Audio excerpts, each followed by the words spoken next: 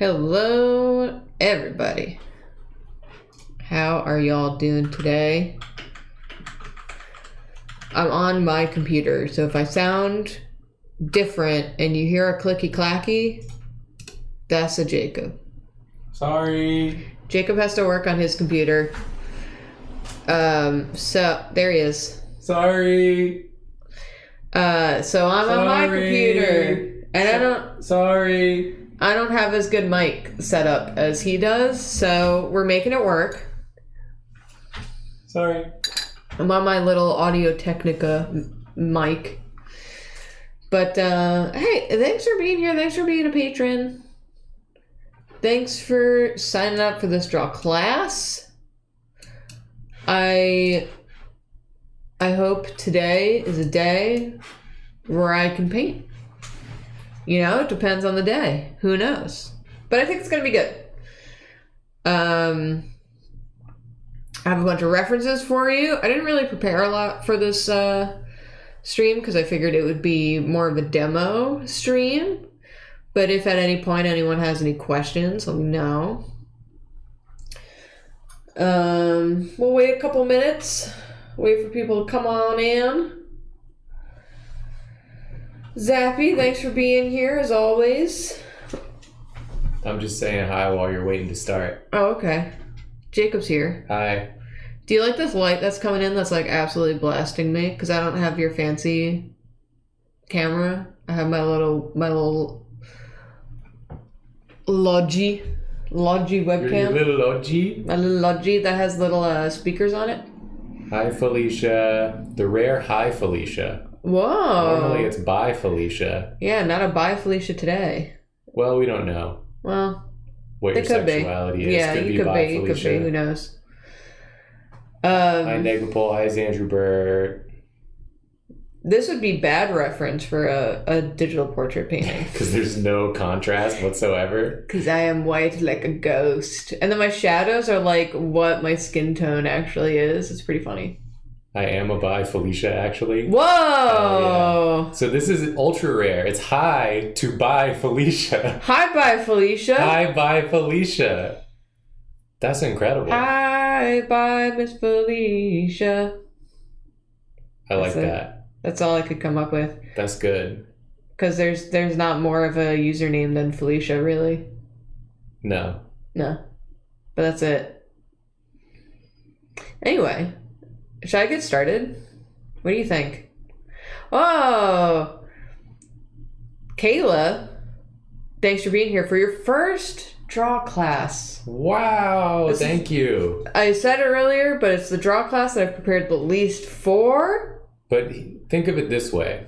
You've been preparing your whole life for this DrawClass. Yeah. By painting digital portraits a lot. Well, I think I did the chat a service by not having a lot to read. Yeah, I mean, this is going to be showing and talking about how you do it. You can't prepare for that. You're already prepared. You can't. But I hope you have a good class. Thanks for doing the Patreon rewards. I'm assuming that's what you're doing right now. That's what I'm doing. Yeah, I'm doing the Patreon rewards right now. And if you get those Patreon rewards, guess what? Those are going to be live during this DrawClass. That's also true. Oh, someone else's first DrawClass. There's so many first DrawClasses here today. Yo, Alexandria. Let's go. Draw. You're going to be so much better at drawing faces after this. We're going to go over it, because by doing portraits, guess what? You got to draw first. Ain't that the truth? Ain't that the truth? It all starts with drawing. It all starts with basics. I felt like this intro is the only part of this that I can contribute to, so I felt like I may as well contribute to the energy of the intro. Right, thank you. I appreciate it. When you get serious. Okay. I appreciate it. Because then I can only detract from the knowledge. It's okay. We'll get it figured out. Have a good class. Thanks. I gotta get my big headphones. Jacob has to get his big headphones because I'm gonna be yapping. I'm gonna be yapping so much. All right. This is how I tackle portrait painting. There he goes. There goes my hero. All right. So for digital portrait painting, like I said, it starts with the basics. I wrote up a little bit of stuff about 15 minutes before this class started because I did not have time to write it up earlier. There's only a little bit. There's only a little bit of writing, and then we're just going to get into some practice, and then we're going to get into some, how I do it step by step. I brought some examples because I think the thing that trips people up the most is, number one, I think that it's people go in with a notion of what they think the colors that they're going to be using are. And that's partially true, but partially not. It really just affects, I don't know, we'll get into it. Number two, I think it's people get too eager to throw down some colors, and they skip the whole sketching process because they don't realize how important that is.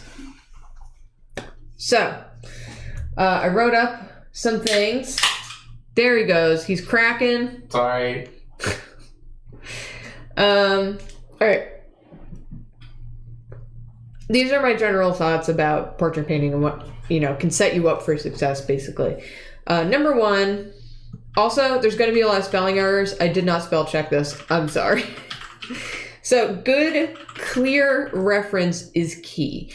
So, if you're, using a screenshot from a movie or a show or something, you don't want something that's itty bitty, because then when you blow it up, it's going to be really blurry and it's going to be hard to see exactly where the clear lines are. Because also, it's not just a color reference. You want to know the, the solid shadows. You want to know where the soft shadows are. You want to know where things have that gradient, that soft blend. So you want nice, clear, big reference. There's a lot of websites, by the way, if you're using, and I do recommend it, using a movie or something to just get into the practice of looking at a color that's not necessarily the color that you think you should be using. I have some examples of that later. I'll show you what I mean. There's a lot of websites out there. I was using a website earlier called Movie Screen Cap or something. I forgot what it was called, but it had entirely too many screenshots of movies. They were all really good quality. I was using that to find my reference. Let me move my camera. Whee! That's all I can move my camera because I organized my cables not too long ago. And I really tied them up in there. Anyway. Yeah, so make sure you have good reference. You might also want reference that's beyond just the one screenshot, because if there's something that you don't understand with the screenshot, what their hair is doing, you might not know what you're trying to form the shape of.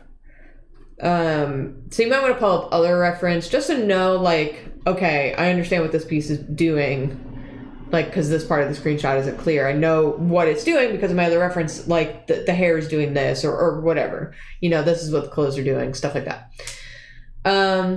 You have to start with a good sketch, because sketching something is kind of like planning, and then painting is more messing around. It feels like a different skill set in my brain. It feels like a different practice. It feels like something that takes, I don't know, massages a different part of my brain, So you want to start with a good sketch. Doesn't have to be perfect. It doesn't have to be the cleanest sketch. It just needs to tell you where things are. And the more you do it, the more you'll see what you like to mark down in the sketch, if that makes sense. I pulled up my Knives Out, not Knives Out, yes, my Knives Out Glass Onion painting from that speed draw. And I think in that sketch, and I don't have a sketch, of course, because it was one layer, But on that one, I marked like where some of the shadows are just to like help myself for later. And like I kind of broke up some of the chunks that are a little bit bigger. It also helps me like sketch out things so I could like, you know, figure out where the placements of everything is. So yeah, just get a good sketch. It doesn't need to be perfect. If you got to fix something later, not a big deal. It's just so that you don't have to be like doing 2 disciplines at the same time. It's just like too many things. Especially if you're like newer to portrait painting, you want to have that like space. 3, you have to keep in mind color relevance. I think I started to get into this earlier, but like colors will lie to you when you're looking at it because they're next to another color. So, but you go in thinking like, oh, this skin tone's supposed to be like a reddish pink because that's what I think skin tone or whatever for this actor or whatever. You're like, you know, pinkish peach. Then you go in and you look at it, it's actually like green, and it's pretty interesting. Like beards for a while when you know men would have that like 5 o'clock shadow, for a while I was going in with like gray, but then I realized that actually a lot of the times they're like blue or green, which really helped. And something that can help you with that is putting down like the background color of the screenshot you're referencing or the photo you're referencing, or slapping down some of the colors. I'll show you all this in practice, but if you slap down all the colors that you're seeing, just kind of like a blotch here, a blotch there, blah, blah, blah. Then you can see what is not working for you if you're like leaning one way or another, stuff like that. Also, another thing that I didn't write down, but if you are able, putting down colors and not like finishing it, but like blotching down colors, doing that like legwork of like, I think these are the colors I'm supposed to be using. I think this is what the photo or the screenshot I'm referencing has. And then going to bed. I know it sounds really silly, but you're like you are like examining that so closely that you get like lost in the weeds a little bit, and then the next day you are looking at it with fresh eyes, so you might see something that's different. Also, if you're doing digital, you can do the flippy flip that you've seen Karina do a million times, and that truly does help you see colors. I said this before, say it again. Number 4, look at the colors. Do not assume you know what the color is. You think there's something's going to be one color and then it turns out not to be. I already covered that. I won't keep going into it. I have to put on my headphones. So I'll pull up my Glass Onion speed draw file just so you can see. So I punched up the color on the the background color. Obviously, when I started, I think I was working with a sort of gray. You always want to start on like a grayish tone, somewhere in the middle. Like if you've ever bought like a pastel paper, they're usually like muted tones. I worked on gray very specifically because I wanted very like saturated tones, so I wanted to like really make something very vibrant, and then I would slap it with another vibrant tone. But I bring this image up because, first of all, you'll notice that these are actually 2 different screenshots because I couldn't find the one that I was working on or working with for the speed draw. But I just I kind of chimeraed them together. But for the purposes of this class, I'm going to eyedropper a lot of things, which again, if you're working in the beginning and you are new to this sort of like color work, I really recommend doing some exercises where you do use the eyedropper. It's going to help you see that like okay, this tone isn't necessarily the tone that I thought. So I think it's great. And then, you know, you can start to move away from that and play with just doing it by eye. I did it by eye when I did this, you know, painting. And you can see that a lot of my colors are off. Like I see that now, which is fine. You know, it's whatever. It doesn't have to be exact for what I was going for. But I bring this up because I want to show, tool tip for anyone using either Photoshop or Clip Studio or anything like that. If you are using reference and you are doing this eyedropper technique, if you're using the eyedropper, it is usually normally set to 1, which means 1 pixel, which means that if you're in here, like look at the colors on the right, look at how much they're like vibrating as I slowly move around. So if you're trying to get like this area, you're going to get something different like every time, even though you're in something that to your eye looks exactly the same.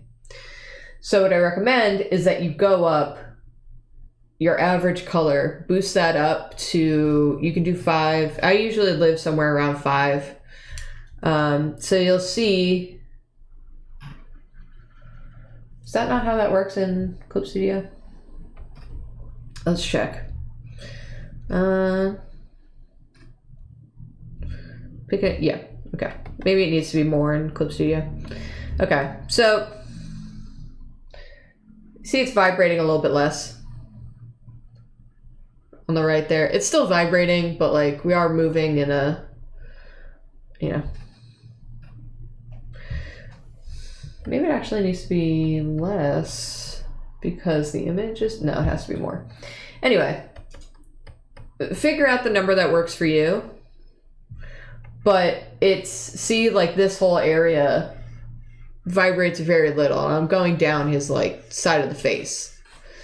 So if you're learning or you're trying to learn, I really recommend bumping up. It's like your sample area. I forgot what it's called in Photoshop, but it's on like the top toolbar if you're using Photoshop. Your like sample area will be bigger. So I recommend doing that first and foremost before you try doing any of these exercises. So some things to note about the face. Maybe I'll just start drawing on the Blanc here. So there's like a bunch of rules that you can like keep in mind. It's more for like some understanding of what you're doing, which is important, but like if you're just trying to learn, then it's kind of like get into the motion of just looking and trying to replicate. It's always what I recommend for beginners. But there's like things that, you know, will affect the colors that you can keep in mind that you can like start to understand and start to apply. But there's like areas of the face where you, there tends to be more, if you're looking at someone with light skin like me, or is this Daniel Craig? Who is this? He's not listening to me. This man, I'm really bad at names. You know, it gets, like when we blush, it gets pinker at the tip of the nose, this area of the cheeks, tip of the chin. Sometimes you'll get like a little sunburn or you'll like rub it or something. So that tends to have your lips, obviously very thin skin. Who do I know this man? Yeah, exactly. So that will cause the color to be a little different. Like I applied that here. I gave him like mad blush, right? I'm on a new layer, right? Like this area right here. Let me switch to an obnoxious color. There you go. Well, that hurts my eyeballs. There we go. So like this area is pink, a little pinker. This area tends to be a little pink. This area here, because you have a lot of motion, it can get a lot of shadows. It can get some pink because the blood will, like, you know, get pushed in.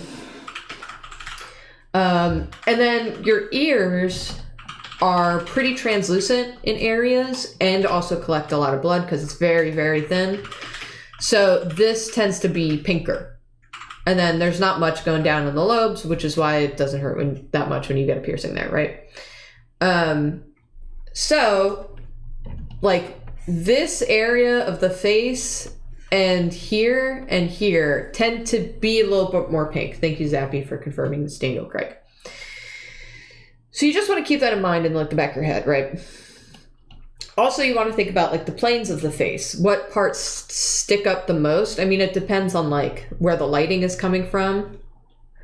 So, like, the light is kind of coming from this area, right?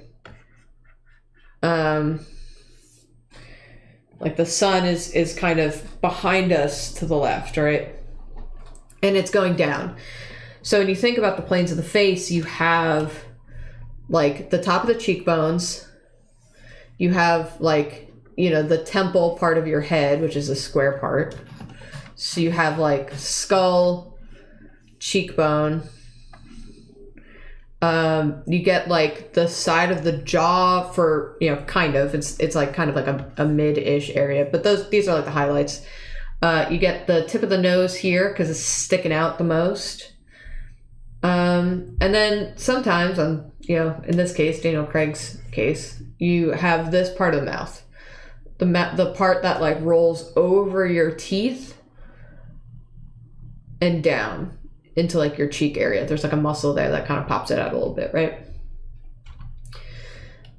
So, again, this for highlight, that part that I just have for highlight, this for kind of pinkish. These tend to be the recessed, darkened areas. You know, like, you know, nostril, obviously, because that's going in. The upper lip, and, like, I always tend to focus on, like, here, you know. Those are, like, the parts that I keep in mind are going to have, like, the most shadow, usually. Unless they're underlit, then, you know, everything gets reversed, except for the blood thing. So, let's talk about the tones here. So,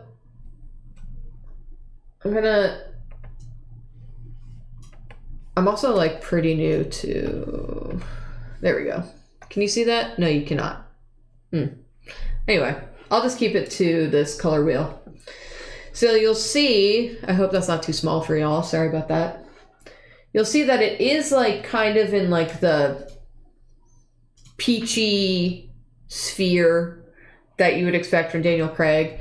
But then let's look at the shadows, because you have the light reflecting in from the sky that kind of tints it. It tends to give, like, a bluish tone to shadows. You have light coming off of the water. You have the boat behind him, which is reflecting this sort of white here that you can see. You know, you have it on the tip of the nose here, because you can see, like, the boat back here, right? And here. But then you have this, like, tone here. This whole section here that's getting sort of like a blue coloration from the sky. So let's look at that, because I think, like, when I paint people with, like, a peachish tone to their skin, I'm always like, you know, oh, we're gonna start off with that, and then we're just gonna get, like, deeper, darker, sort of, like, brown, basically, for the shadow. And let's, like, put that next to Daniel Craig here. Oops. Wrong tool. Okay. Like, that's not that shadow at all. Like, look at it. Because we have the sky, it's coloring the shadow a little bit. So this is what I mean when I say that you have to look at the color. You have to actually look at the color and not, like, go in with a preconceived notion of what you think the color is going to be. So here, actually, oh, you thought it was purple. You thought. But actually, it's very strictly red. In the middle, like, lower, it's, like, almost it's, like, a little desaturated, but, like, very squarely in the red. I did mine in purple, probably. Oh yeah, I made mine a little bit more purple, but actually I like... What the hell? I nailed the saturation to... I'm very impressed with myself. I like basically just nudged it a little too purple. I put too much blue in it because I thought it was purple. All right. So let's look at, okay, so let's do revealed, 2 people. Okay, so this is like the mid-tone here. The areas where it's like, you know, there's like a little bit more blush to it. Let's see what that looks like, because it looks like a little reddish. And look, it's like a little bit more yellow, right? So that's this area's meaty area. Then let's look at the highlights here.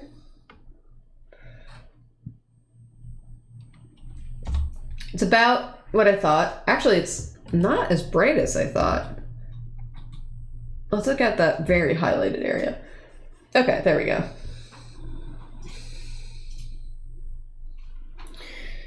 So we're still living in like the pinkish, brownish vein, as it were.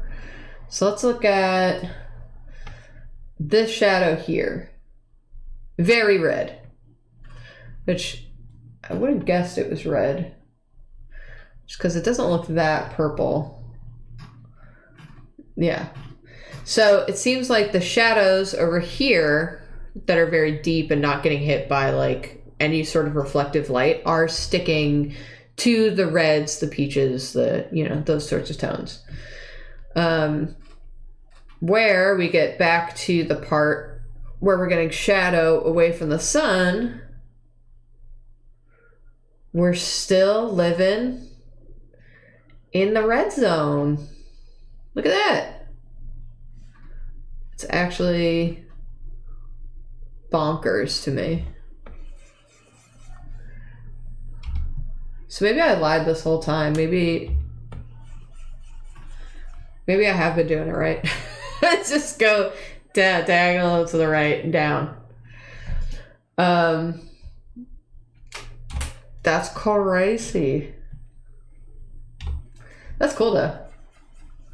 This is sort of like the area that's getting hit by the sunglasses here. You're getting like the shadow, but then you're getting some light reflecting, or like the coloration from the sunglasses hitting his little wrinkle here. So that's like a side color. That's really interesting. I find it interesting. So these are like basically the tones of his face.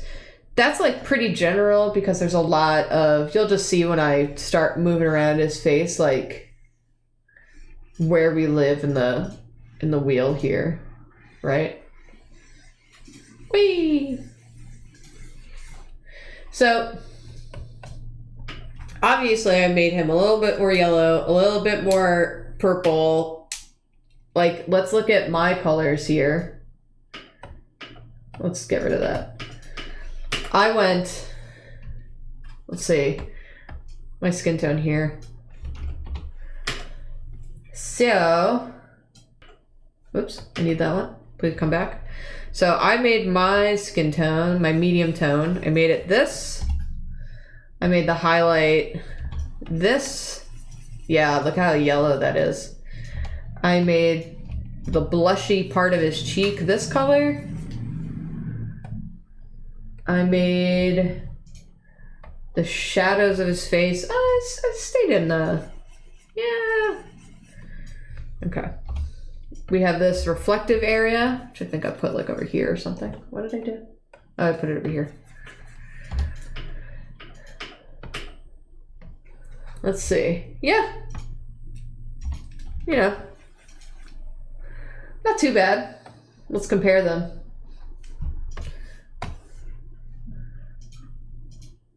super bad. I like punched it up like a little bit more, right? Which again is fine. I kind of wanted like a more vibrant thing anyway, but if I'm going for accuracy, it wasn't, you know, on point, perfect, but pretty good. Okay, so I want to show, let's do like, I have another glass onion. I have a few screenshots we can use. I used this because it has really good contrast. It has like a light and a dark, right? There's a light side, dark side. The reference itself isn't very good because if you zoom in, it's like, look at all those pixels. But, yeah, whatever. We're just gonna, maybe, okay. Let's look at, oh, and again, if you have a very pixely reference, excuse me, if you have a very pixely reference, it's really good to up your eyedropper average color because you're using like a wider area. You're using, you know, here I have it set to 11, so it's 11 by 11 pixels square basically. So let's look at some of the colors. Okay.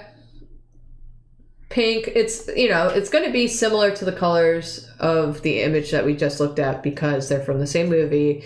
It's the same time of day, basically. Same background color, yada yada.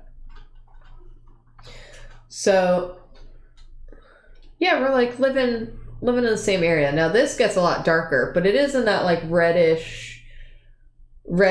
orange, yellow. There's like some purples in here.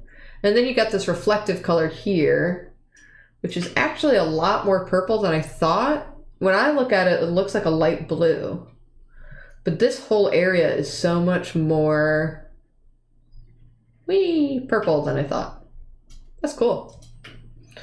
And then again, you have some color bouncing up from the light hitting a shirt, which is a light color, bouncing up and hitting his jaw here, which actually is still so much darker than I thought. Let's zoom in. Let's not open my Windows tab like I just did. Yeah, see, that looks so much darker than I thought. I guess when you're like here. Wow, that's cool. That's like the darkest tone we have is like this area, which is almost black. There's also a lot of people that will tell you to not use black on portrait painting. You can get very close, but you shouldn't use black because they feel like it mutes it. I kind of agree, and I kind of don't. I think that there's like a time and a place for it.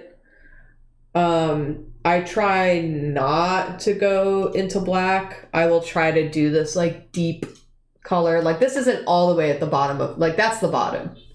It's like just barely there. It's just barely there. So yeah, maybe I won't use this one to like draw from just because it's, again, it's so grainy. We can always come back to it because I do like some of like the light that's happening here and here. All right, we'll come back to it if we have time. I started pulling up. Don't be alarmed by this man that just jump scared us all. 2001: A Space Odyssey, because there's a lot of cool colors in here. This one I used because his skin tones are about what you would expect looking at like a Caucasian male in a movie. You know, but like there's a lot of what looks to be like purples and pinks, you know.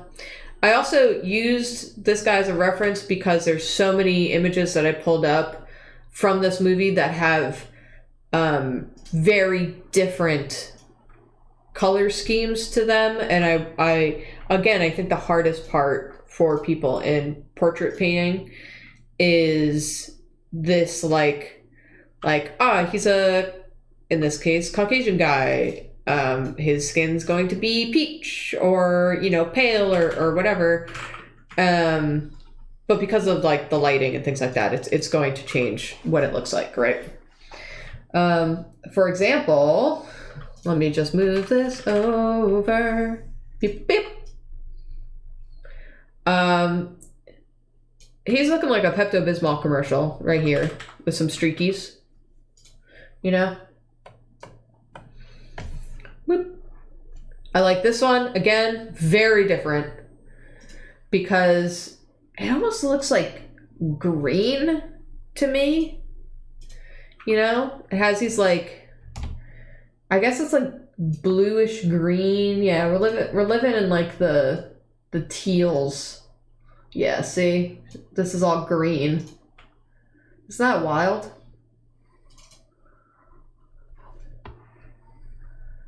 So anyway, so I pulled up a bunch of pictures of this guy to show, like, you know, to not us, Janelle Monáe, never mind. To show not to go in with like a preconceived notion. I have a few people. So I have, you know, Glass Onion. I have this guy. I have this other image from the movie, Space Odyssey. I also have Janelle Monáe because her skin tones are beautiful in this. It's like just such rich colors here. I mean, look at where we're living in that saturation. That's really nice. And there's also like so many soft tones in Janelle Monáe's face here, or soft shadows here, where you have this very soft, like round cheek, basically. And you have this reflective light coming in under her chin.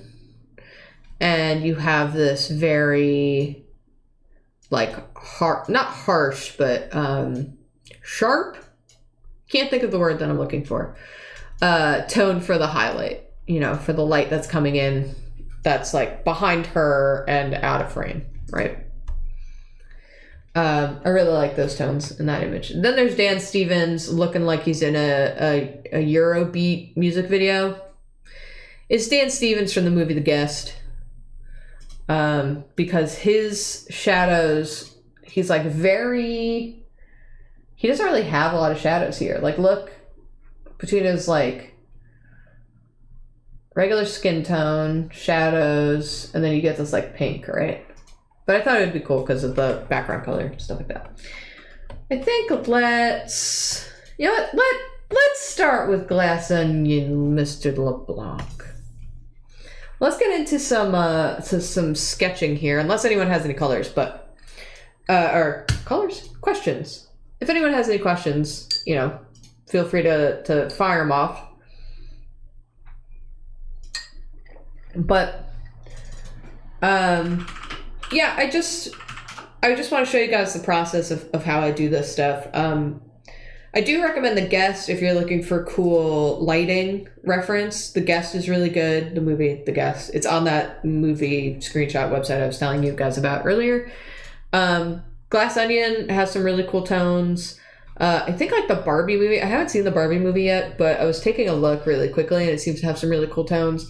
If you're like trying to push yourself in color picking, I think that's like good movies to do that with. If you want something more realistic, obviously, you know, you could take a photo of a friend and use that as reference.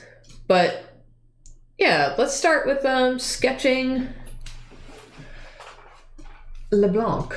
So we're going to start off, and again, a lot of this process is going to be me sketching because I want to get that done and out of the way, and I want to feel comfortable with it, because then I just want to focus on throwing the colors in and seeing what's working and what's not, right? So let's start off with, we're going to do our rune. So it would start off with a circle. Let's see.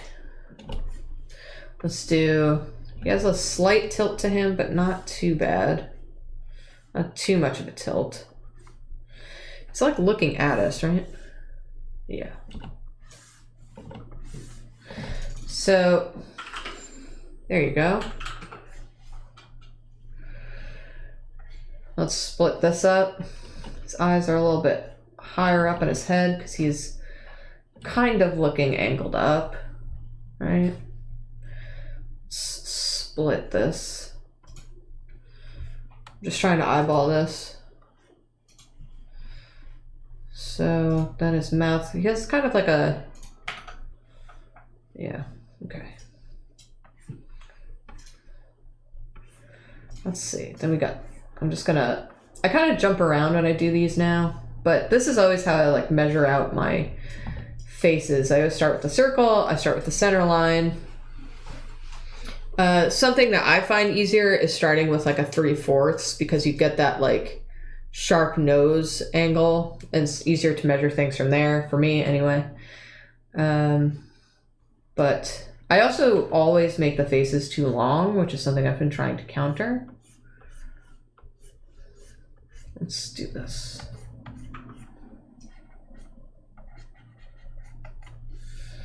Okay.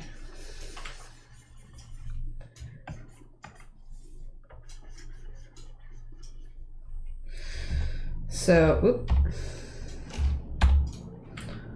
I'm also still pretty new to Clip Studio, so I still don't use it for work all that much, so I'm going to be pressing the wrong buttons a lot. Okay. Is that... It's about the angles. He have a wider...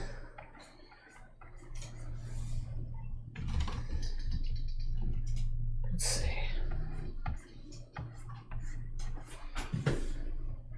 Okay. I think this goes in a little bit more. Okay. So now his face. It's like, it's hard because again, this isn't like the best reference. Despite what I said, rule number 1, you know, get the best reference that you can. But it's all right. Let's get that wrinkle. I like to put in the wrinkles because it breaks up the space for me just a little bit. I feel like this angle's a little bit more. Okay, eye sits like,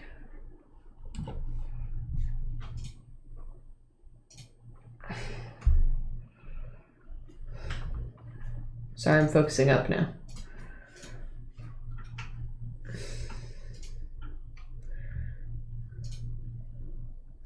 So we get the angle of the nose. You always want to think of, I know I did a class already like years ago on the face rune, but the way that basically the face rune is set up is you got the circle for the head. That's the circle that I drew. You want to split it down the middle. Like the dividing line is basically goes straight down your nose. And then you have, you know, it's usually split like in half. But depending on the face that you're using, like if I'm going to put a circle here, right? It's kind of like this. And his eyes are going around a little bit like that.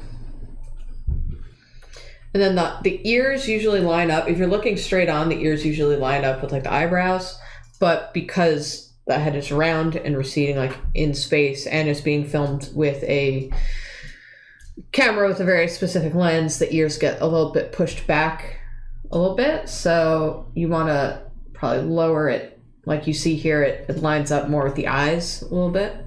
Like the tips of the ears line up with the eyebrows. But, and then usually the bottom of the ears line up with your nose.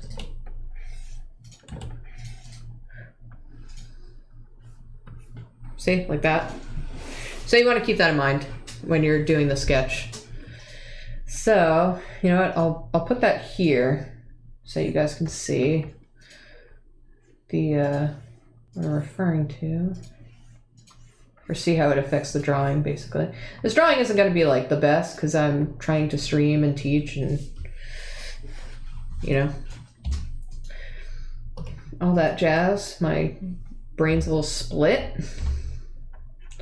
So, and then the other part of the face rune is usually the nostrils will line up with your tear ducts. So if you look straight on, I'll take off my glasses for this. If you look straight on, your tear duct usually lines up with the corner of your nose, and then your eyes are usually, sorry, I have like a tat fur in my eye. Your eyes are usually one eye apart. And that's why when people are like, oh, you have wide eyes, it's because like, you know, or like when you see someone with far apart eyes, it's because they don't have that, like that's usually the measurement. Not that there's anything wrong with it. It's just like these are like the general rules. It's better that people deviate from that because it's more interesting. More interesting to look at than the same face over and over again.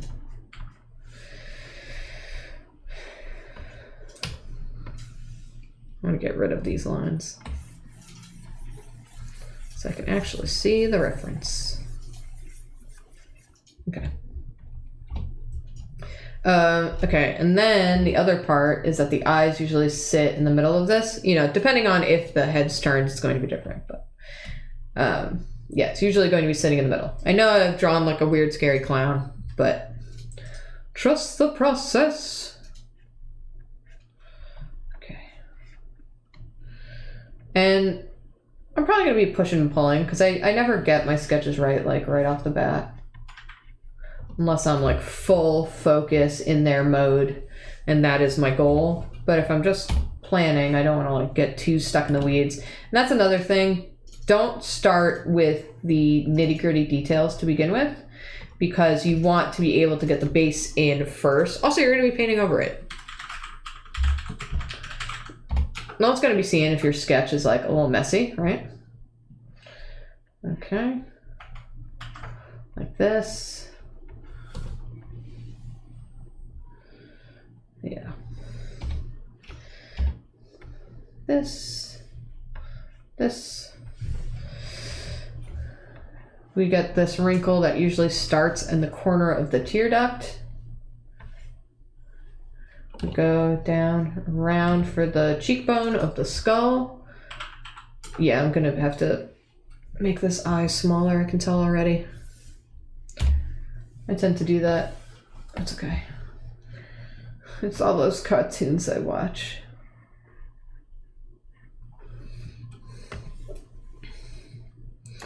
So, also, if at any point anyone has any questions, feel free to just fire them off, and I'll see them when I come up for air. There we go. That looks a lot better already. Let's see. Okay. And then we have this. Usually tucks into eyebrow line. Okay. I have a question, but I'm saving it for when we get to the painting part. All right. We will get to that shortly, I promise. I won't spend super long on this because I want to get to other examples, but I want to make sure that I'm showing this process as well as I can to show why it's important to get, you know, the early stages right and to not get too excited by the next stage. Okay. So then get this. A lot of people have problems with ears. So if you're someone who has problems with ears, you know, just maybe take a moment to get those details right so that you're, I know that's like hard to do the thing that you have a hard time with, but if you do it now, it means you won't have to figure it out while you're painting it, right? So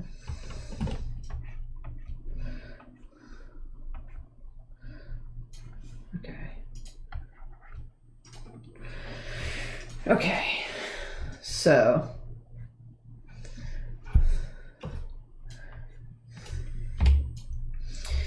all right, then we have this eyebrow that's kind of like coming in over his eye, and it's really like coming up.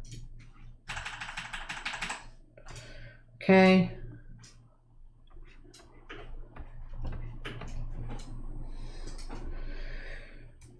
It's hard because this area is like so vague in the reference, but we're getting there. Okay.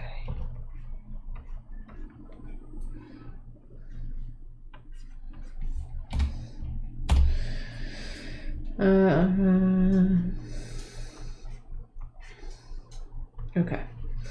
Get this other eye in.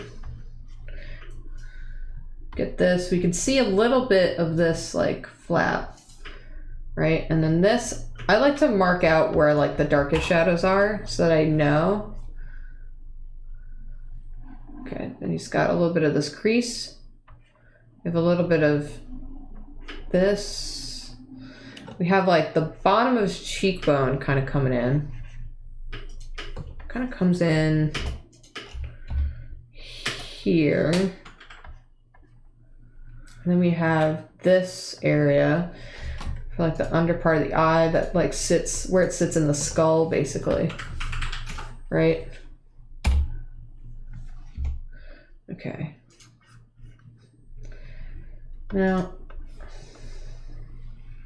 I do tend to make my circles very long as opposed to wide, so I have to cheat my runes sometimes and go a little off the script. All right, there's like a little like loop here, and then where it goes out, and then it goes.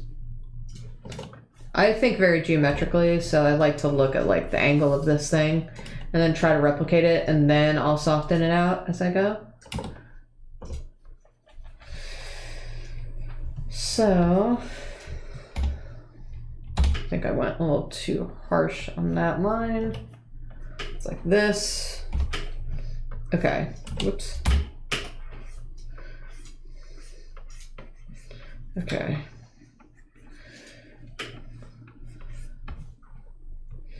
I did it again.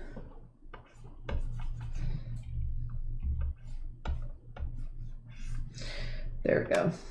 Because there's like a kind of a part here, kind of not. Again, we don't need it to be perfect. We need it to be close enough that we're comfortable going forward with it. I mean, the closer you can get, obviously, the better, but I also don't want people to be so in the weeds on the sketch or like at any one part that they lose momentum and they don't go to the next, you know? So this eye is looking nuts. That's okay. That's okay. So then he's got this middle crease, which is basically on that line we drew already. Okay. Also, because I'm such like a geometric artist,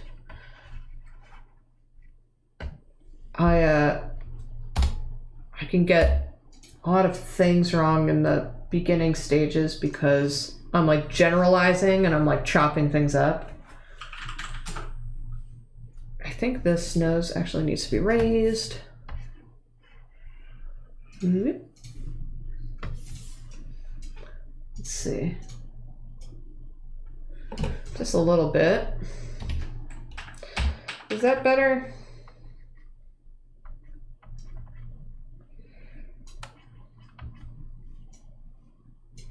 Let's see. So then there's this highlight. I'm just going to mark out that highlight so that I can see everything I'm working with here. This is like so soft, it doesn't need to be noted right now. Okay, I think I need to make his face longer again. This is angled up a little bit more.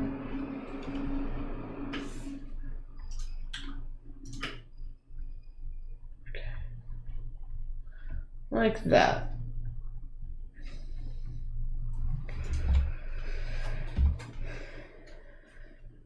So then we do, I like to mark out some of the lines of the forehead. Like I'll just mark out because this areas we start to get into, you know, some of the shadows. just a little bit broader. Okay, let's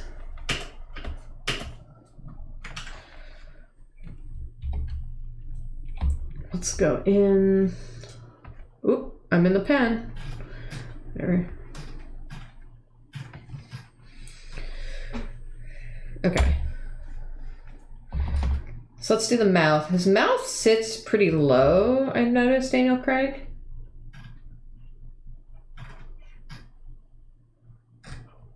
Also, the tips of your mouth, I have a small mouth, so it doesn't really work, but the tips of your mouth usually line up with the center of your eyes. So if you go straight down, Scary Clown is back. So, and I think that works for him. Yeah, just about. His mouth is kind of like twisting in space, but... And again, you know, if you're trying to do this traditionally, you can get tracing paper. If you're starting off and you want to see like the proportions of a face, you can get tracing paper, draw the rune, you know, draw the rune over the face. Go away. Draw the rune over the face and then like see where everything sits according to how you use the rune. So that way it can help inform your drawing here. This drawing looks bad. That's okay. That's all right. We're just learning today.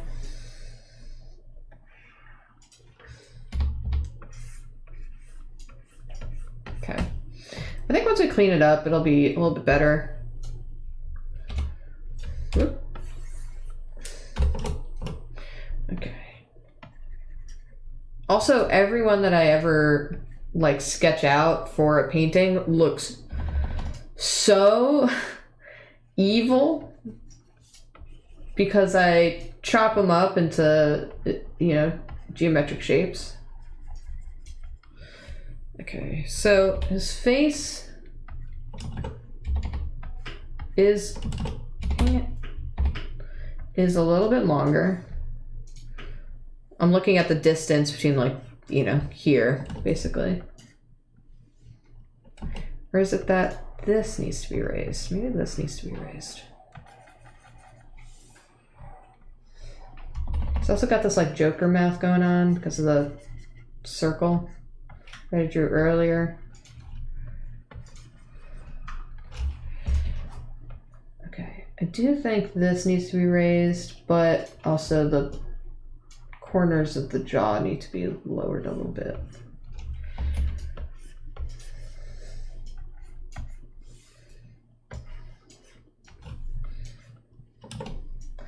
So we can start getting into some more details if we want, you know, whatever you find useful. So like this usually comes in a little bit and then it goes out just a little bit, almost not really that noticeable.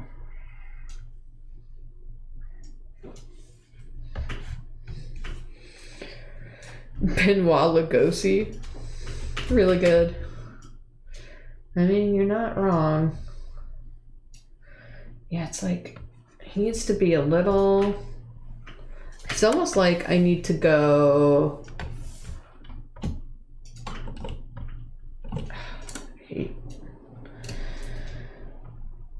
nope, still not used to how this works. Free transform, thank you.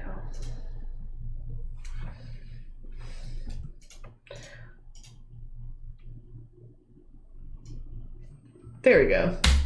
I needed to make him a little longer. I made him a little squat. I've been overcorrecting on my drawings lately because I know that I make faces too long. Now I gotta overcorrect the other way, and hopefully I'll land somewhere in the middle.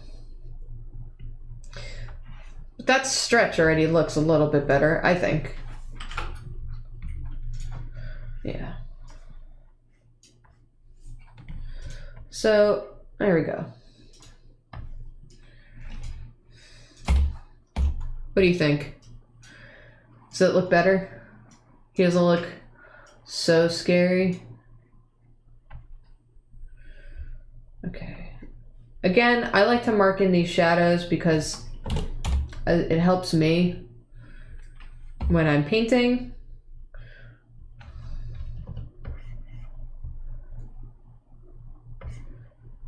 Yeah, the stretch, I think, really did it.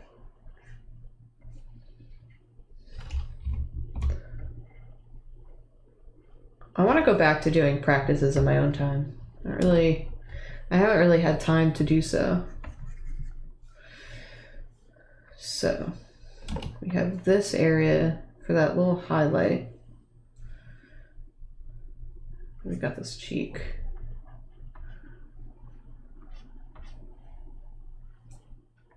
And then we have to like kind of fix the eyes a little bit. Just because the stretch really made them a little wonky.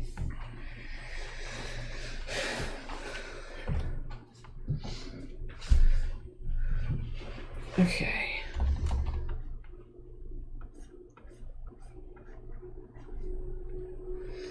Okay. So I keep pressing the wrong tool.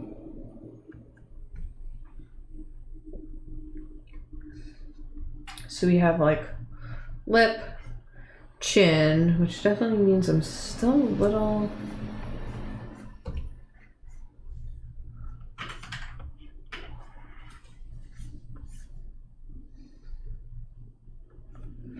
I think it's like, need this to be angled in a little bit more. Is that right? No. Yes? No, yes. Is it like that?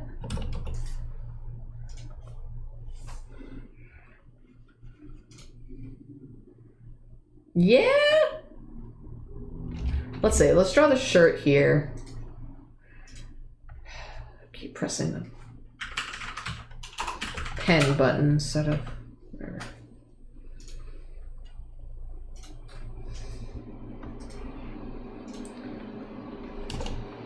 Okay. Cool. I think this is like good enough for what we're doing. Right. I also, again, don't want to spend like forever on this. So, okay. Just out of curiosity, I want to overlay these. Let's see.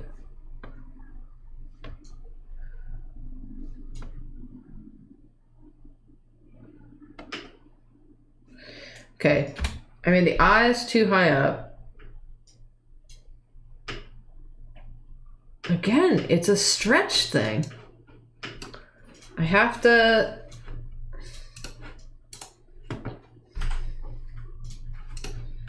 do like a very slight... Let's see.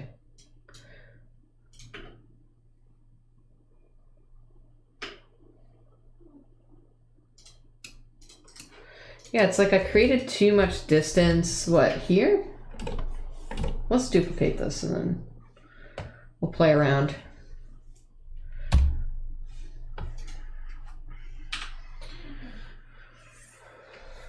Let's move this.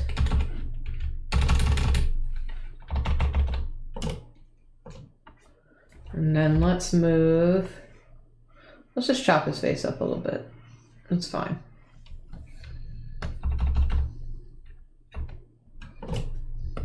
That looks better.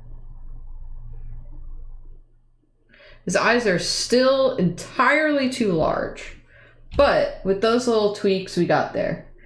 And again, when you're practicing, I recommend doing it this way because then you can learn what your tendencies for the face are. Like, again, every time I draw a face, I usually draw it too long, but now that I know that, I'm now overcorrecting and making them a little too squart. And I still make the eyes too big. So it's good to have those check-ins. If you're like super beginner, I recommend doing the rune on like a little tracing paper, trying to do it yourself, and then if it's not like as close as you'd like to do it, go in with another piece of tracing paper. Again, if you're doing this traditionally, go over the face, see what the proportions are. You know, draw the rune on one tracing paper, on another tracing paper on top of that, you draw the face on that rune, seeing where things sit and where things line up and like what your problem was. It's a really good way to learn, I think. And the way that I learned how to draw like portraits, I say as I'm looking at this awful Benoit LeBlanc quick sketch, is that I sat with magazines, like fashion magazines that had like ads for, it was usually like perfume, right? Ads of models' faces. This was when I was a little kid, you know, it was before I could be on the internet all the time. I would have that image, and then next to it, I would have a little piece of graph paper, and I would draw exactly what I was looking at. And then I would like hold them up, I would stack them, and I would hold them up to the light and see where I was going to get wrong, right? Okay. So let's get to painting. I'm going to lower the opacity of this a little bit. So again, what I recommended with the to help with the color relevancy and all those things. If you can hear Olive snoring, by the way, I apologize. She's snoring right up there. And she's snoring really loudly. It's pretty funny. But if you hear a little like, that's her. To help with the color relevancy, usually what I like to do is I like to go for a, you can't see my color, my expanded color wheel. So usually what I like to do is I like to go completely into gray and then go 50-50, somewhere in between there. And that's what I like to do. But if you're looking to, oops, there we go. Not mapping pen, hit me with the G pen. Goodbye.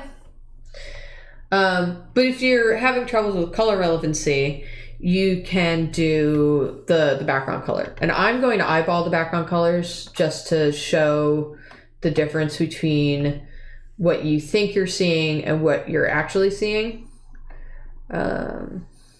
I would guess it's around there. Let's see how close I was. Okay. I didn't go as light as I could have. But the tone is like basically there, and it's a little more saturated, but see, so it's like, what, this? There we go. That's the color. We almost got it. We almost got it in one. There we go. Okay, so now what I like to do is I like to eyeball the big key areas of the face. Because I hate like remixing colors and trying to figure out what color is. And if you're painting traditionally, you can do this kind of depending on the color paint or the type of paint that you're using. If you're using like an oil paint, you can do this method where you figure out all of the colors at the same time, and then you can start like blotching, right? So I like to just like put blobs on sections of the face so that I can see them all work together. So let's figure out his skin tone. It's like, we have this section's kind of yellow. Let's start with like his neutral tone. It's kind of like a reddish, to my eye, it's like a reddish desaturated. I'm gonna live, oh, again, you can't see that stupid thing. So we live, let's see. It's like a little purpley, so that means there's a little bit more reds. I kind of have an order of operations question. When you're blocking in colors for the face, do you start with shadows or basic skin tone and add in shadow later? I think it's like a personal preference. A lot of my professors recommended going from dark to light because they found that a lot of their students were too hesitant to go very dark, so they always recommended starting dark and then going to light. I like to start with the mid-tone and then work from there, because it gives me like, this is the middle. If you want to go much brighter than this or much darker than this is like your middle tone for both of them. Like, it just gives me a nice perspective for myself. If you are someone who doesn't go light enough, maybe you want to start off with a light tone. Again, I start off with the mid-tone, which is what I'm doing here. Let's see, how's this color look? Okay, it needs to be more saturated, but like still pretty light. Okay, that's the base color for me.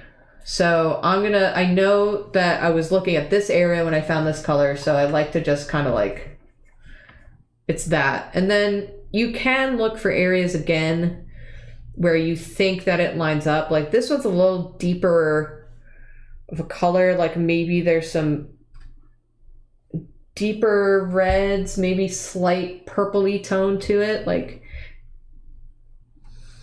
let's see. Let's get a little, how's that? I went a little too far. I also never use this wheel, so it's hard for me to figure that out. Yeah, see, it's like a little darker, a little deeper. So we go from there. But I'm gonna eyedrop again the color I was just using to see if there's any other areas that I feel are more or less the same tone. This is kind of the same, this section. It's still like kind of pinkish. Well, it's like this, like, I don't know, this very specific color. If you want, you can kind of like do this, you know, throw them in there and then, you know, figure out this highlight tone. So let's do the highlight tone, which keep pulling up the color thing that I like, but we'll use this wheel. I think it's like a little, let's add a little bit of yellow into there to give it that popping factor. Let's make it a little bit whiter, add some white in there. We might be a little too far. We might want to desaturate it a little bit. So let's see. Okay, see, I went too light, just by a bit. And something else that you can do, especially when you're figuring out in the beginning, but also, you know, whatever you want to do, is you can put in these colors that, like, this tone that I picked is basically the exact tone of the brightest parts of his face, right? So what you can do is you can put that in there. You can take your eyedropper tool again, make the sample area really wide, and kind of get in the middle. See how it, like, watch the color wheel at the top here. Here's our mid-tone. Here's us moving into our light, and then there's our light. So if you get somewhere in the middle, you can kind of figure out, you know, that tone that you're looking for. See? Or, because I'm in Clip Studio, there's some really nice heavy like blending tools that you can use. I think I used the blending tool a lot when I was doing the speed draw.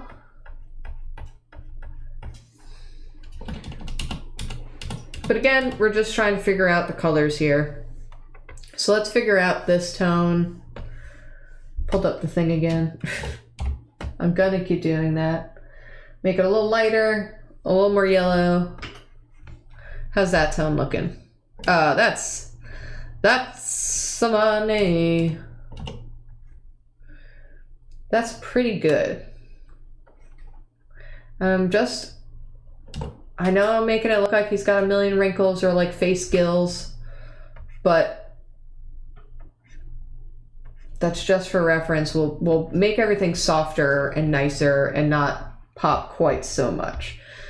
So I wouldn't recommend going like too bonkers bananas to,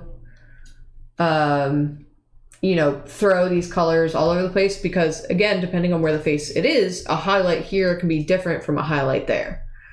But I feel like these are all more or less the same. I chose, again, this image because it's pretty even. We get this. Let's just put this in here for now.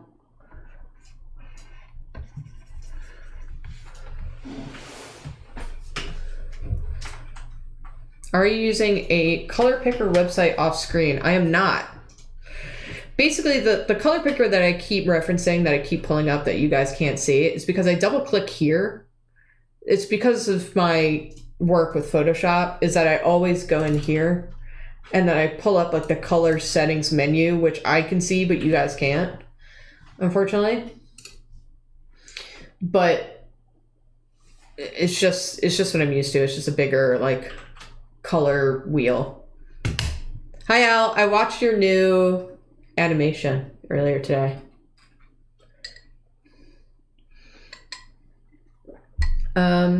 Someone asked, oh no, I addressed that already. Okay, cool. So again, I'm just blocking this in to help me later and kind of like, I don't know, get rid of some of this blue that's in here. Let's talk about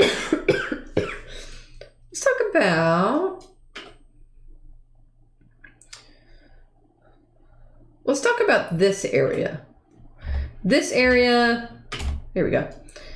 Kind of in this eyeball section. That's like a little, it looks a little green to me. And when things look a little green to me, it's usually because there's some like yellow that gets mixed in a little bit more. So if we start off with that mid-tone that we were using before, when we look at this, again, it looks a little, let's mix in. When I'm moving this color wheel, by the way, for everyone who's a traditional artist, it's basically me adding that color to the color I'm looking at. So I'm moving towards the yellow, which means that I'm taking the color I'm using, adding a little bit of yellow into it. So I'm moving this over, and I'm looking over here to see what this color looks like. That's why it's surrounded by like a mid-tone gray, by the way, so that the color relevancy tries not to affect it so much. I just wish it was bigger. It's okay. How about that? Is that easier to see for everyone? I remembered that I couldn't scale these. Sorry. So we have this like, let's mix in a little bit more yellow. Let's get a little desaturated maybe. How's this? How's this color? Oh. Ah. So, pretty good. Pretty good. Pretty happy with that. Let's move some of this up, and we'll move some of this mid-tone up.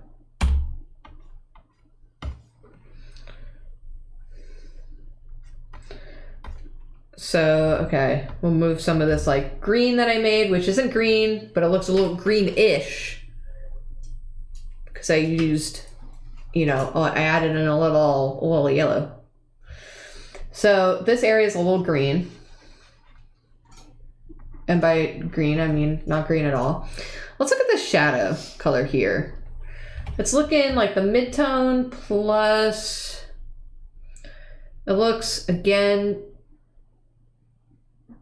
less purpley and more of like a red, like a little bit redder with some desaturation. I think I went too dark. How's this? Okay, I can go darker. How's this?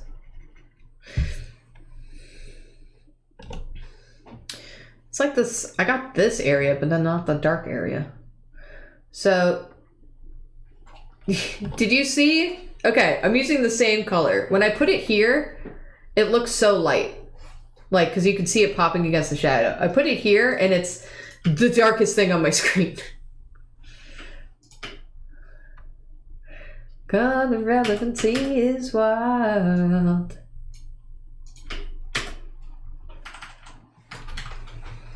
It's absolutely bonkers bananas. Look at that. That tone was so accurate on the left. And it's like not at all. Wow. Look at... I made a horrible flesh man. Okay. So then we have to go even darker to get this tone here. So I feel like it's like pretty, it's like a pretty rich color, pretty deep. There we go. Okay. See? Okay.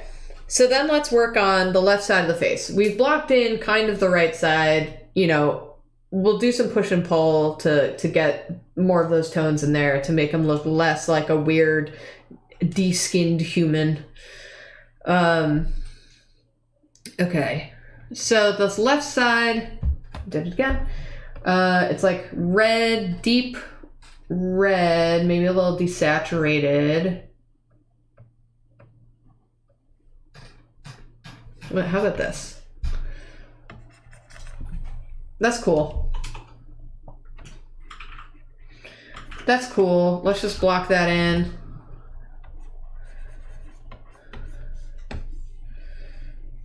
And then it looks like this is more or less the same tone.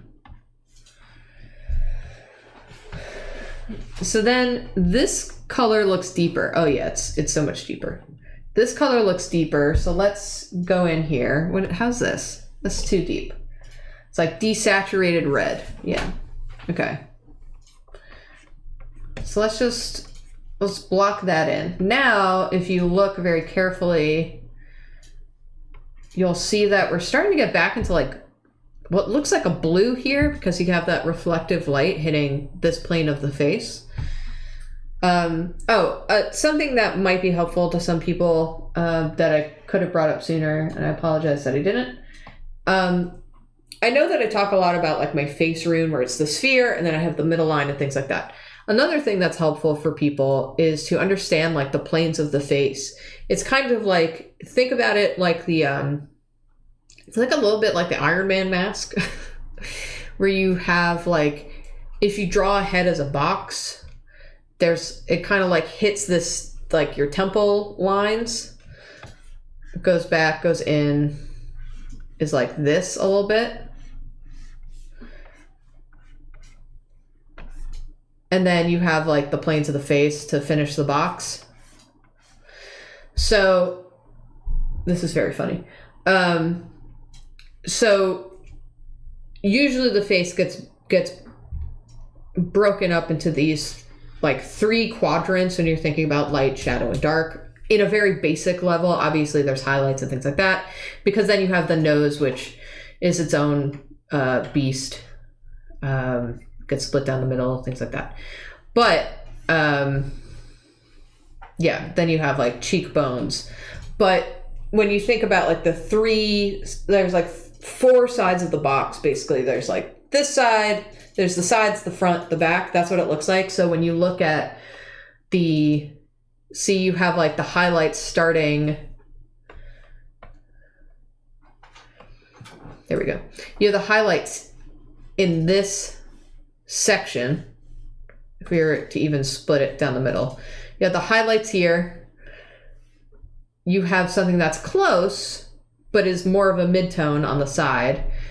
So mid-tone, highlight, sort of starting to become shadow up here, and then shadow / reflective light. So let's get back to the piece. So this seems pretty, this one's so tricky because it's hard not to say that it's blue. right? And it could be blue. But blue is all the way over here, so that means that it's probably purple. Just mix in a little blue. How's that? That's too...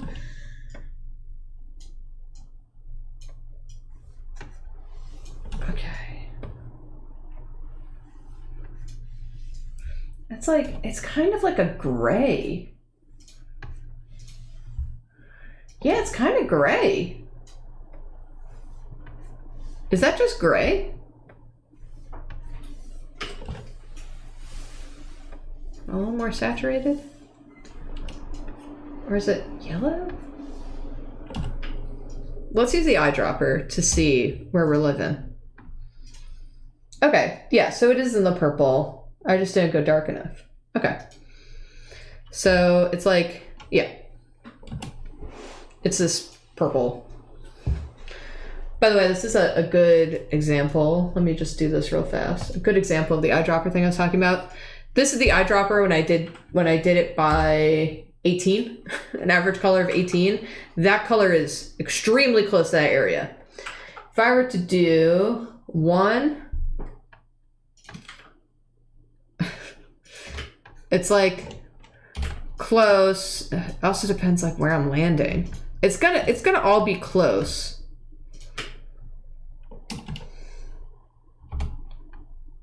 But like, look at how much the left box is flashing as I slowly move through.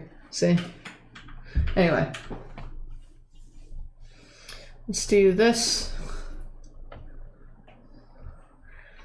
Okay. So then let's just block in. Let's do...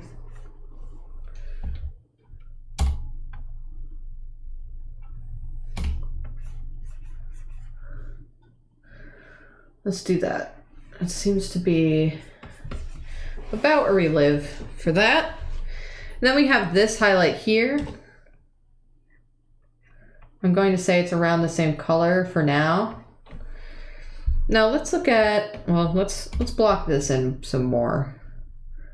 So we have this coming in, and because like his eyelid is furrowed and his eye, like just the way that his face sits, his upper eyelid comes in over his eyes a little bit.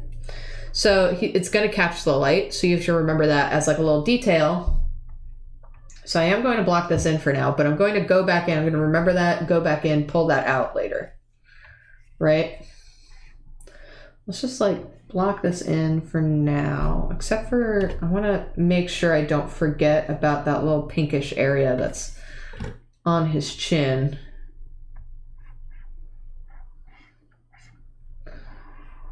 Okay.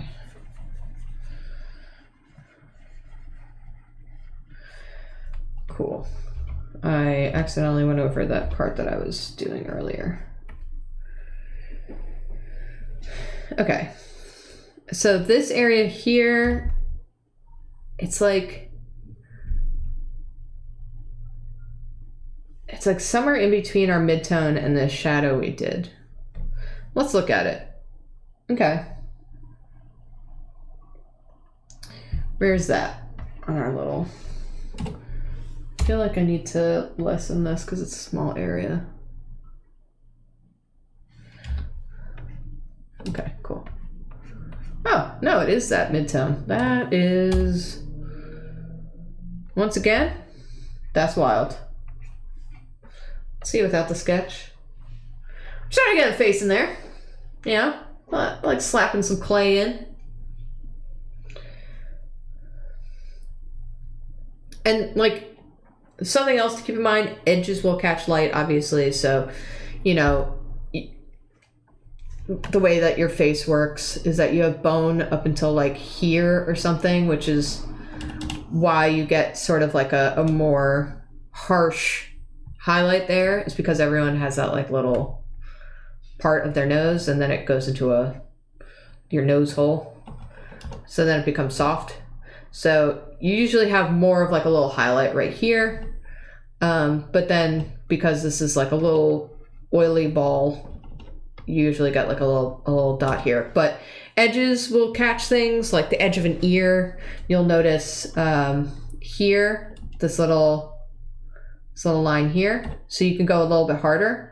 And those areas are always really fun because you can go, usually what I do is for the ears is that I'll make this middle section and I'll do this like kind of darker area, right? And then I'll go in and I'll just draw, it's like just drawing a little line. And you see it here too. You can see this like pulled out section, you know. Anyway. All right, let's get this little pinky area here and like kind of here. And I'm gonna start color picking so that we can like move a little bit faster. I realize I'm taking a while. Let's see. This should be, yeah, it's around the same. But I was mostly doing that exercise earlier so that you guys could see the amazing power of color relevancy. Because it's crazy to me.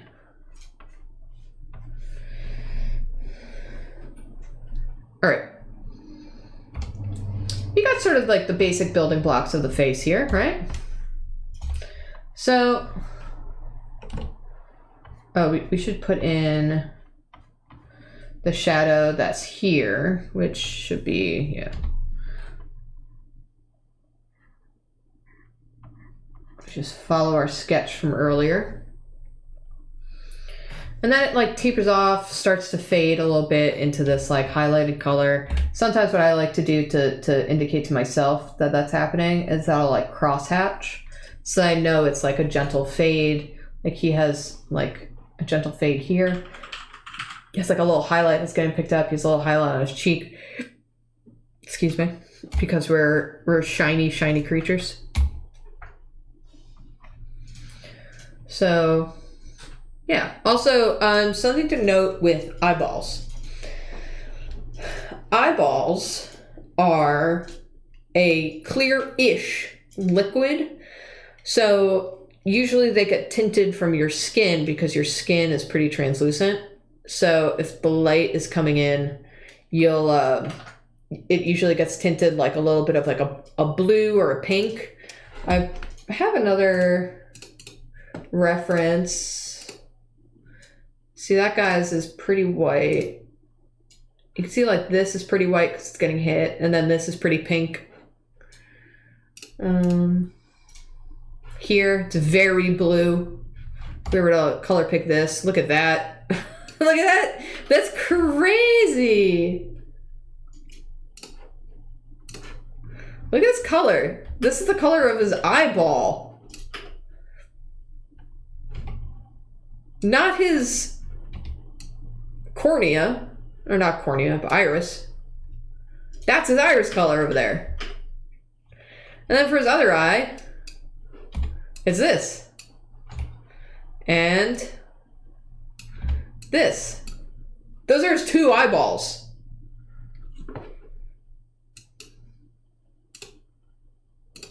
Sorry, I just get very excited about I'm a horrible man. I got excited about learning that a color is not what you expected. Okay. So let's talk about blending this. Oh, we should get this highlight here. Let's get this.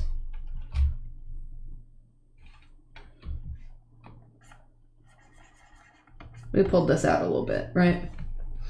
All right, let's get rid of our sketch just for now.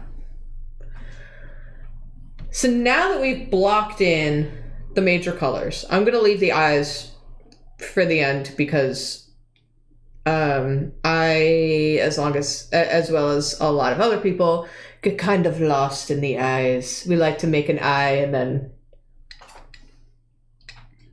it's all we look at. We put details in the eye for like 4 hours and then we're like, oh, I gotta do the rest of this. I'm burnt out. Cool, I got a good eyeball. Anyway, I like to leave it to the end. So let's go in and let's actually let's work out this area, because I'm going to take a long time on it just so you guys can see sort of the process, right? So let's, also, I like to stay zoomed out all of the time so that I can see the everything in relation to the other things. I am actually going to just slap in real fast. Wow, that eye color is like a desaturated brown. That's wild. Yeah, cool. Let's just let's fill some of these gaps because they're a little distracting. Let's using the wrong tool again for the millionth time. Storing my dang life. Let's bring back the sketch.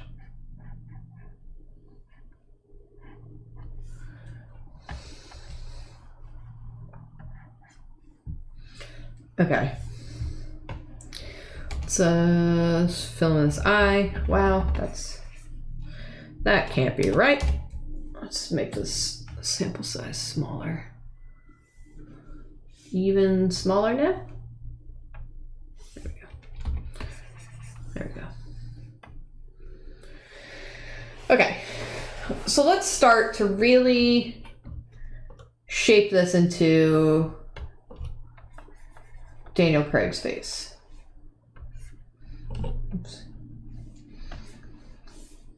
I like to go a little bit into the hair because the way that your hair comes out of your head is like on the hairline, you'll always see a little bit of skin in the beginning, and then once it starts to get thicker, you won't see it so much. And that is true with this reference image. You can see a lot of his skin. You know, there's kind of like a really gentle, there's like almost like a suggestion between hair and head for a while. So, so let's start detailing this a little bit more. So because we're in Clip Studio, you can use some of their blending brushes, and where it is a little bit softer, like here, I like to push and pull a little bit. I'll bring in, you know, this light color, and then I'll bring in, he's got this shadow here, which is his tear duct.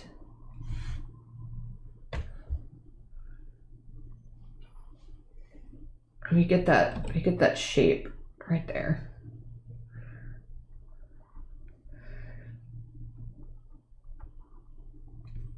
So let's blend that. And the way that the blender works in Clip Studio is nice because it depends on where you're starting from. So if you start from the darker color here, you see how it's like fanning out a little bit? That means you're bringing that darker color into the other colors, where if you were to go in reverse, you're to bring it the other way. You're going to bring that lighter color into the darker color. But we don't want that green to get lost. So let's come back in, put that in here. In generally the shapes that we see it, and we see that there's some creases here. We can leave that. We can suggest it a little bit. Right? Then we have this highlight. And I know it kind of looks like soup right now, like a weird, awful soup. When we start getting into details, you'll start to see it come back. It's all going to look pretty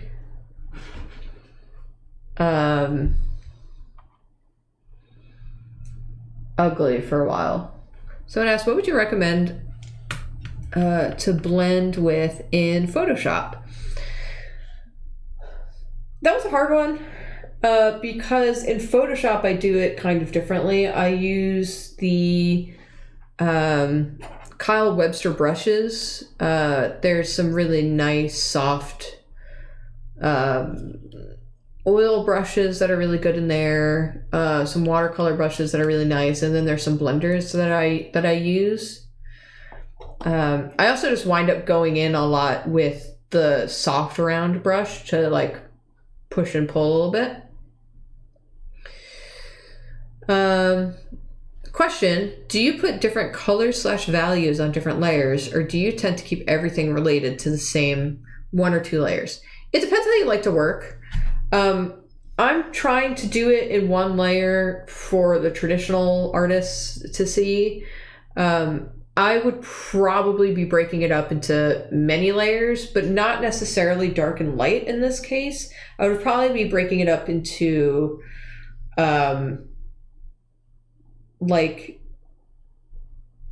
soft. I usually do soft shadows, solid shadows, soft highlights, harsh highlights. Like I like to break it up like that so that the details of like this line that I drew, I probably would put it on its own layer, so that if I want to finagle with the soft colors that are here, I can do that without messing up this line that I very precisely put in. That's usually what I would do.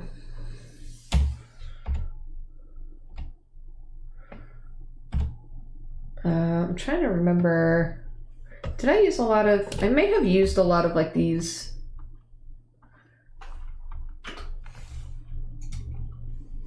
this looks a little, I want to go a little bit darker. I may have used some watercolor brushes for my painting. Would you ever use a multiply or soft / hard lighting layer to correct, speaking from the digital artist perspective? I typically don't use layer types when I do things, but that's like a personal preference for me. It's not, that's not like a hard and fast rule.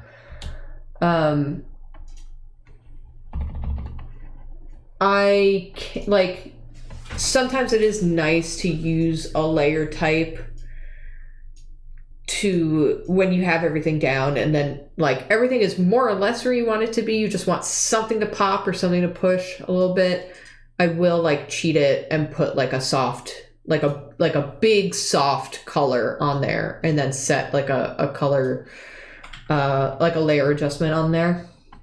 But I don't typically use them.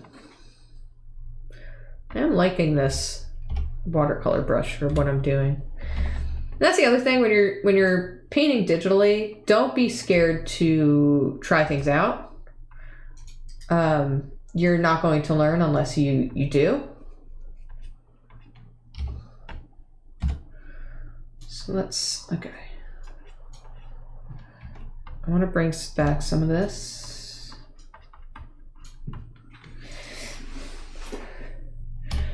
Let's go in here. Add some of this. Let's bring back the sketch so I remember where I'm working. Sometimes I don't work with the sketch on because I find it harder to see what I'm doing.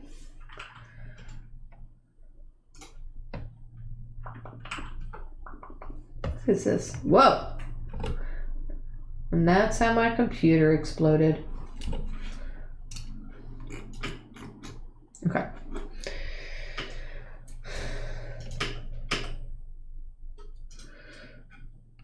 All right. Let's go in here. I want to like make this a little less soupy just for the example of this class so that you guys can see like everything I was talking about put into place. So when you're really looking, you'll see that there's a lot of tones happening here. You have this tone, which we've matched to this. You have this darker patch, this triangular patch, which we matched to this. Then you have this like reddish tone, and then you have this little line. And this little line is nice to use to mostly like show or to like break things up a little bit. That's how I like to think about it anyway. Are you trying to incorporate any skin detail or texture at this point, or are you focusing more on getting the color down? So you always want to start off really broad and get to the really nitty gritty. So I showed, you know, we went from the sketch to, we have these blobs. And so typically, maybe I'll just show like my normal process. So like, you know, like I'm happy with these blobs, but then I'm like, okay, you know, we got this greenish tone here. We have this highlight color. We can start like pushing a little bit more to say like, you know, this comes down and around.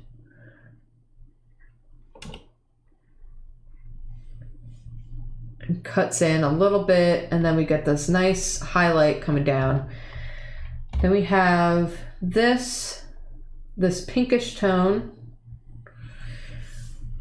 And we have this pinkish tone kind of sneaking down to highlight the tip of the nose. And let's bring back the sketch. We do this. So I guess my answer is no, you're not trying to incorporate any skin detail or texture at this point. That should be like the last thing that you do. Broad to very small details. If you think that it's necessary, you might not even find that it's necessary. You might find that it's too distracting for the piece. Let's bring this back. We'll go here. So we have this section here. We have this color we drew earlier, or we slapped down earlier, that's kind of showing us where the cheekbone is, right? We have this. It's like dark. It's very dark, this color. So we have this nostril. Wow, it's very dark actually. Right? And then it's like kind of darker here, I'm noticing, and then lighter here. So let's do that. And it's also nice to use something darker next to something lighter because then it'll pop more. But if you do it too much, then they'll look like a little craggly. Or Daniel Craigley.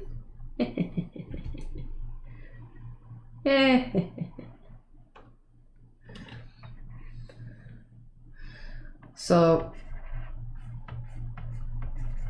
this is where, you know, this is the under the cheekbone kind of squishy bit. Thank you for the good joke, Julia comments. I'm sure if Jacob were listening, he would have given me a boo for that one. So let's, okay. Well, we have this, which seems to be kind of similar to, thank you everyone, thank you. Thank you for my good joke compliments. Okay. You don't want to get too lost in the weeds. Also, you have to think about, going back to like the detail question, you have to think about where you tend to lose steam. Do you tend to lose steam right after you complete something that's really good, and then you're like, well, now I don't want to ruin it? Because I've done that. I've done that a million times. Kind of planning and taking your time kind of preempts that a little bit. So then we have this little highlight here. So let's kind of, I'm gonna eyeball it. It's like, it's that, whoops, sorry, I forgot you can't see that.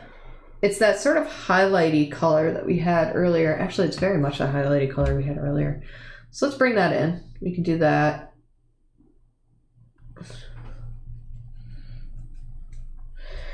So if you're someone who, you know, gets really excited about one section, and then after that you're like, well, I don't want to do this anymore,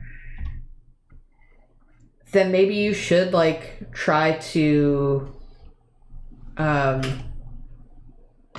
make it so that you're not getting into the details right away. That you're pacing yourself so that everything is in the stage that's ready to slap the details onto. See, okay, so now we're going to bring in the detail of this lip a little bit.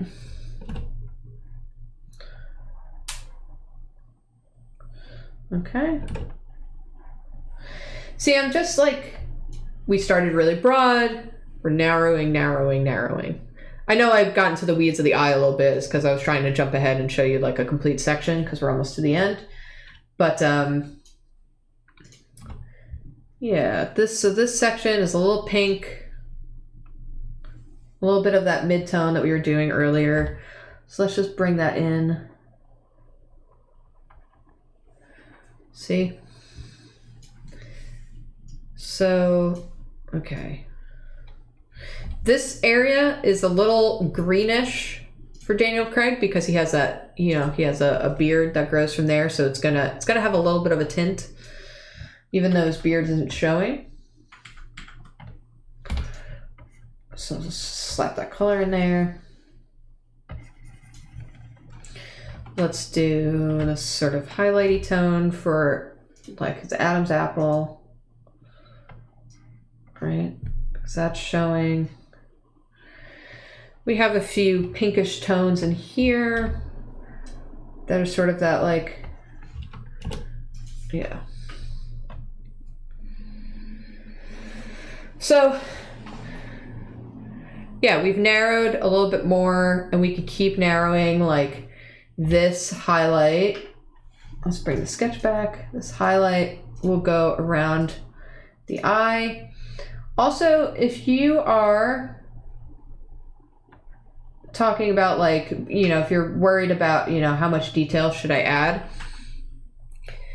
You have to think about like what's distracting from like the bigger image. When I did the Knives Out piece earlier, I kind of stayed pretty, oh my God, pretty broad. Like he has, you know, some texture here. Also, if it's important to you, then you should add it. You know, if adding that texture is important or you find that like, you know, it adds more character, then go for it.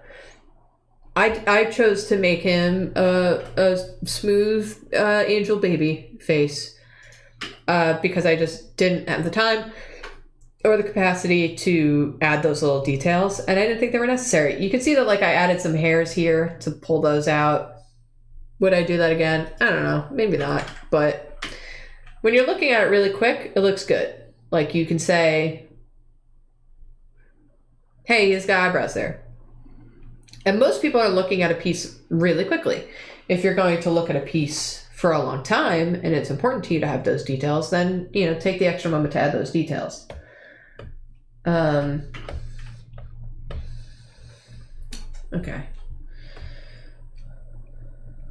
Let's clean up this eye area a little bit. I will say the only place where not the only place, I'm sorry, let me rephrase. The place where I think it is the most important to get correctly are the eyes, because it is the first place when you're doing a portrait that people go to. People will always look at the eyes.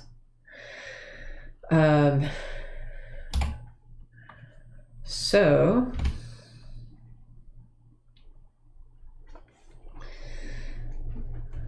yeah, we're gonna keep doing a little bit of a push and pull. So let's start softening some of these areas and seeing how we feel about it. Where do we need to add some color? Where do we need to make things a little bit sharper? I'm only gonna smooth out the corners of this because it's really like pretty shiny right here. This area can feel a little more recessed. This gets a little smoothed out. And I think once you start smoothing, you'll start to see where you're going to need more detail or if your colors are correct, things like that. Negapole, you're always adding details no one else notices. Yeah, exactly. So it's kind of like, do you want to add details for the purpose of your audience or for you? Like, does it make you happy? Or is it because you think that it's important to other people? And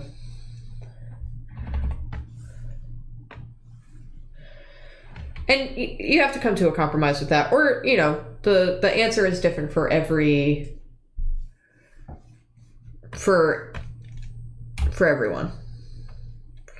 Let's do a little bit of like it's got a shiny corner here. So I'm gonna cheat it and make it a little brighter. Just make that pop. And so like this gets a little softer. So what I like to do is I like to make like a little flag. I'll go in with the soft brush and then I'll just rotate it around. Get that crease, you know. And then I'll add this. Whoops. I'll add this. Like, I will find it important to add these creases on his eyes because I think they add a lot of character. And I just like adding creases. I don't know what to tell you. But yeah, does anyone have any last questions for me? I'm sorry that I couldn't finish this piece in time. It's just, you know, it's a lot to tackle, and I wanted to show some examples, but yeah, we just keep narrowing. You know, this highlight for the eye, obviously you have very wet skin that has a lot of you know, it's just very pink. It's very thin, very delicate. So for that, you know, you could just throw in like a little line. Let's actually have some pink on my brush. Let's do, yeah, something like that. Let's do a little twirl up. We have to cheat it a little bit more, get a little brighter. A little bit brighter now.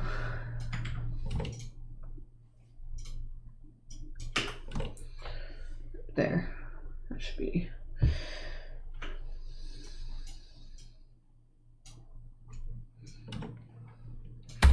It's because I'm using the wrong thing. There we go. Kept being like, I think I'm pulling the right color. Anyway, I like to add little color details like this because I think it just makes things pop a little bit more. Not sure how to ask this, but I guess what is your general rule for color for staying as close to the reference as possible and fudging the colors to make it look a little bit more colorful, I guess? That's a very good question.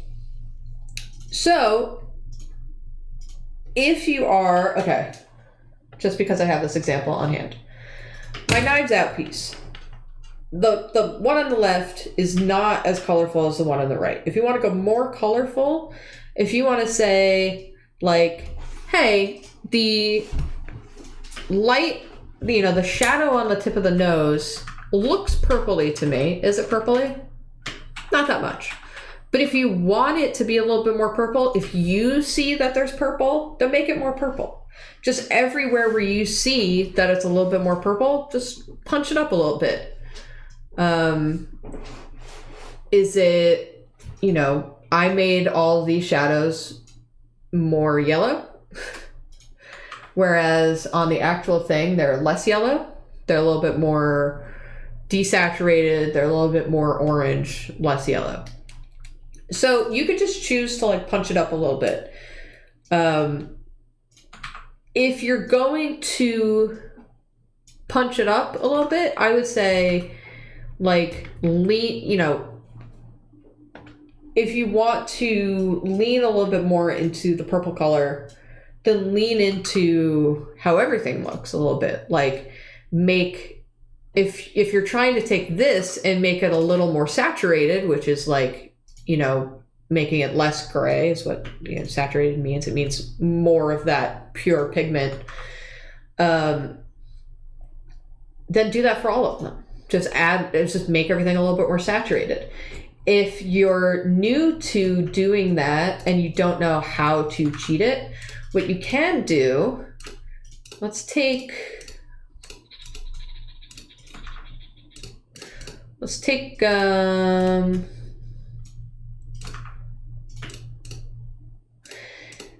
guess what, LeBlanc, you're back. Okay, so if you want to cheat it, I'm not sure how to do this in Clip Studio, I'll be honest with you.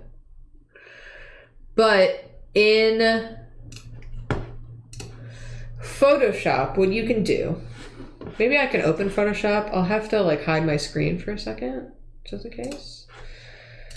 You can play with the hue and saturation slider, which I will show you. Let me, Hey, you want me to show you how to do it? How do you do it? Where is it? Is it tonal correction? Yeah. Oh, there it is. You can also do a layer correction layer. I'm not getting into correction layers. Well, it's the same thing, just on a layer, so it's non-destructive. Oh wait, my Photoshop's about to open. Oh no, we're good. Do you know what I mean? Yeah.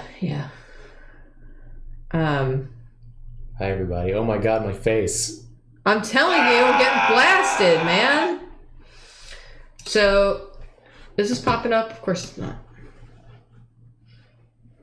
If you switch to screen capture, it'll pop up. Yeah. You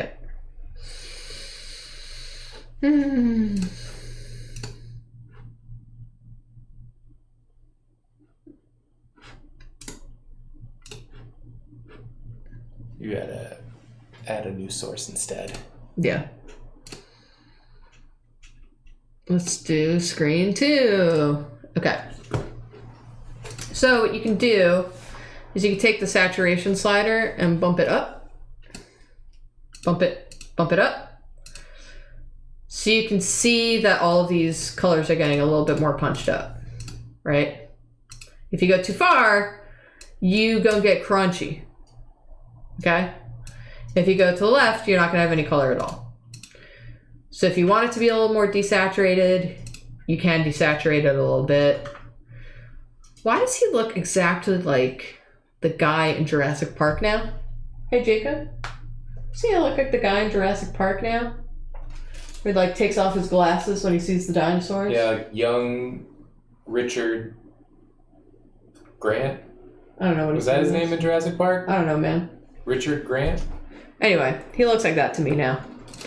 But if you go more saturated, Dr. Alan Grant. All right. Same thing. Same thing. You know, then you can use this as the reference. You can punch it up. My webcam has gone away. There I am. Hi. You can do that as practice. You can also play with, if you do a level correction. Whoa, this is not, it's not the one that I wanted. Is it called a tone curve here? Yeah. Anyway, with one of these, you can fix the light and the dark, so you can make the shadows a little too more, you know, a little darker, but the light's a little lighter. But yeah, that's what I recommend for the beginning. You can try doing this, or if you want to do it by eye, then like I said, if you're like, I want everything to be more saturated, meaning like more vibrant in color, then just punch everything up a little bit more vibrantly in color. So yeah. Does anyone else have any questions before we go? Again, I'm sorry I couldn't finish our weird mask fella. But that's where we're at. And then again, I just keep getting narrower and narrower and narrower in my process. Start blobby, start refining, start mushing. And then at the very end, I do the fine line details, like the little highlights in the creases here. Like I would probably leave this to last, and you know, this line here for last because it's very sharp. Can you put this reference in the Discord? You got it. Absolutely. I can do that. Thanks everyone for being here. I appreciate it. Thanks for being a patron. There's going to be no stream on Monday. We're taking that day off because it's Labor Day. This day on our labor, we are not streaming. But you can catch me and Jacob on Secret Sleepover Society this weekend. As always, Sunday nights. But that's it. I will put this in the DrawClass Discord. If you're not using the DrawClass Discord, I suggest it. But thanks again for being here. I appreciate it. Goodbye.